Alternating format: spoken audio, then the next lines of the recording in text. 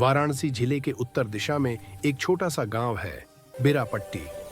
यह गांव बहुत साधारण था, लेकिन उसकी सबसे बड़ी पहचान थी पुराना कुआं जो गांव के बाहर पीपल के पेड़ के नीचे था।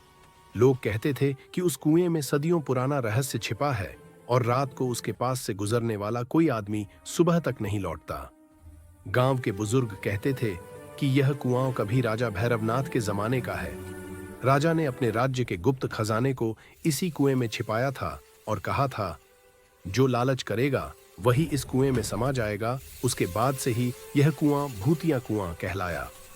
कई बार गांव के लड़कों ने कोशिश की रस्सी डालकर नीचे झांका, पर हर बार रस्सी अपने आप जलकर राख हो जाती।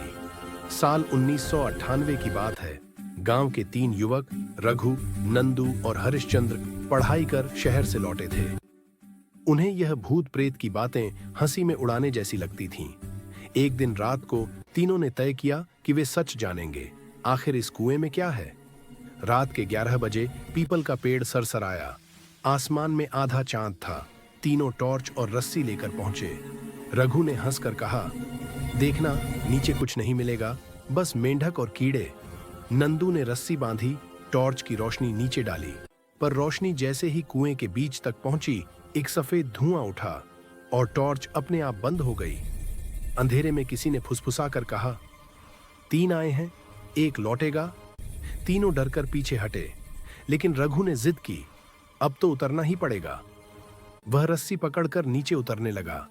जैसे जैसे वह नीचे गया, कुएं की दीवारों से अजीब अजीब नक्काशी दिखने लगी, नाग, सूर्य और बीच में त्रिशूल का चिन्ह। अचानक एक भयानक चीख गूंजी और कुएं के अंदर से जलते हाथ निकले। नंदू और हरिश्चंद्र ने रस्सी खींची, लेकिन रस्सी खून से भीग चुकी थी। नीचे से रघु की आवाज आई, मैं खजाना देख रहा हूं, लेकिन ये इंसान नहीं है। अगली सुबह गांव वाले पहुंचे तो कुआं सन्नाटे में था। रस्सी का सिरा जला हुआ पड़ा था और कुएं के किनारे रघु की चप्पलें। रघु कभी नहीं मिला।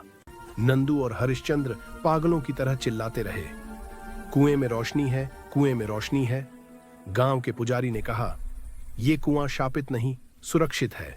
इसमें काल भैरव की आत्मा पहरा देती है। जो लोभ करता है वही उसमें समा जाता है। समय बीत गया। 20 साल बाद गांव में सड़क बनने लगी। जेसीबी मशीन जैसे ही उस कुएं के पास पहुंची, मशीन अपने आप बंद हो गई। ड्राइवर ने देखा, कुएं से सफेद धुआं उठ रहा था और उसी धुएं में एक आकृति दिखी, रघु जैसी। उसकी आंखें जल रही थीं। वह धीरे धीरे बोला, लोभ मत करना, यह भूमि देवताओं की है। ड्राइवर बेहोश हो गया। अगले दिन जेसीबी कंपनी ने उस जगह को घेर दिया और काम रोक दिया।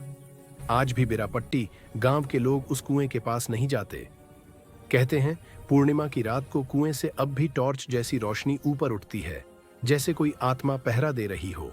और जब हवा तेज चलती है तो पीपल के पत्तों की सरसराहट में एक हल्की सी आवाज आती है, 3 आए थे, 1 लौटा। कहानी से शिक्षा, जो भूमि, जल या रहस्य ईश्वर की सुरक्षा में हो, उन पर मनुष्य का लालच विनाश लाता है।